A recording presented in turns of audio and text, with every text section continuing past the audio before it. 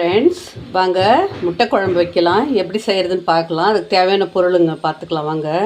பாருங்களா, தனியா, கோடம்பி, 2 பட்டை, 2 லவங்கம், கசகசா,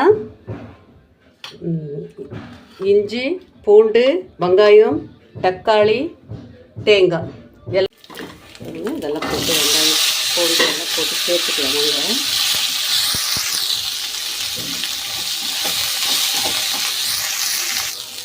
இப்போ நம்ம தேங்காய் போட்டுக்கலாம். தேங்காய் தக்காளி போட்டுட்டு கொஞ்சம் நல்லா வதக்கலாம். பாருங்க, இப்போது நம்ம ஒரு 1/2 டீஸ்பூன் மஞ்சள்தூள் போட்டுக்கலாம். 2 ஸ்பூனு மிளகாத்தூள் போட்டுட்டு நம்ம மிக்சியில் போட்டு வரலாம். பாருங்கள் ஃப்ரெண்ட்ஸ், நம்ம ஒரு இதில் எண்ணெய் ஊற்றிக்கலாம். எண்ணெய் ஊற்றிட்டு நம்ம கொஞ்சம் கடுகு கொஞ்சம் கடுகு போட்டுக்கலாம். கடுகு போட்டுட்டு கொஞ்சம் கறிவேப்பிலை சேர்த்துக்கலாம்.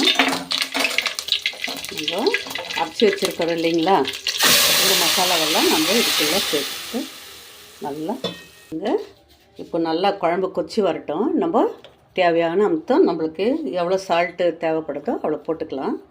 கொஞ்சம் சிக்கன் மசாலா போட்டுக்கலாம். போட்டு நல்லா கலந்து விட்டுட்டு நல்லா கொதிக்க விடலாம் வாங்க. அப்புறமேலைக்கு முட்டை போட்டு சேர்த்துக்கலாம். பாருங்கள் ஃப்ரெண்ட்ஸ், முட்டை எல்லாம் சேர்த்துக்கலாம். இதுக்குள்ள முட்டை சேர்த்து நல்லா ஒரு கொதி நல்லா இது மாதிரி போட்டுட்ருக்கோம். நல்லா ஒரு கொதி வரட்டும், அப்புறம் காட்டுறேன். பாருங்கள் ஃப்ரெண்ட்ஸ், நல்லா முட்டை குழம்பு நல்லா கொச்சி வந்திருக்கு.